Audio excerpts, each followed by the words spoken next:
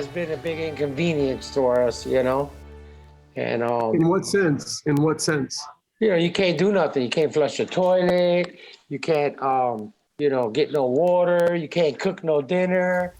No dinner and still at this hour, no water. A double whammy for people in Cape Coral tonight. Their water was turned off for hours longer than expected. It's still off. And this is on top of all this, sitting through frustrating traffic jams just to get in and out of their own neighborhood. We have spent all night working to get them and you answers. Thanks for being with us at 10 o'clock. I'm Patrick Nolan. All of this is centered around this water main project happening at the intersection of Nicholas Parkway and Santa Barbara Boulevard in the Cape. As the city warned, the water was shut off for more than 900 homes around 9 o'clock this morning. It was supposed to be back on by 5 in the evening. It's still off, so it's 13 hours now. And this is on top of all the traffic jams. I've been working the phones. I've still got my phone here because I've been with the city back and forth. Let me know when it's back on. Still no. But instead, I'm getting a text from a neighbor who says the water's still off. So I took all these neighbors' concerns right to the city for a response.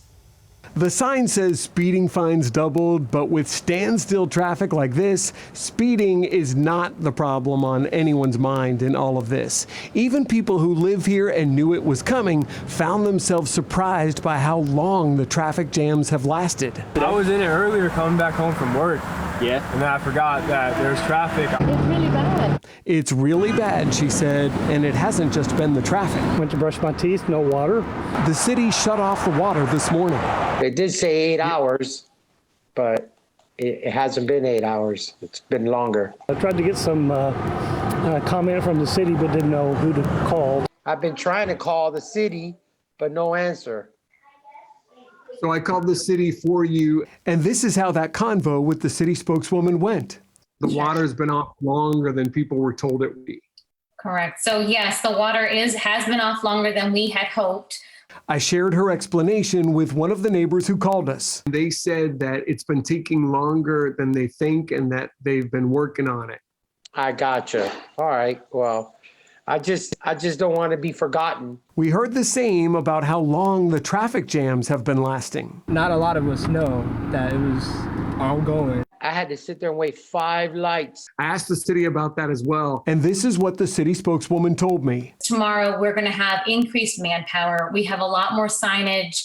We're going to have people, you know, the men with the flags sort of helping keep up that traffic flow. We have some police that'll be stationed. And they're trying to keep the light green longer so people don't block these intersections. So you Yeah, I don't think they were ready for that.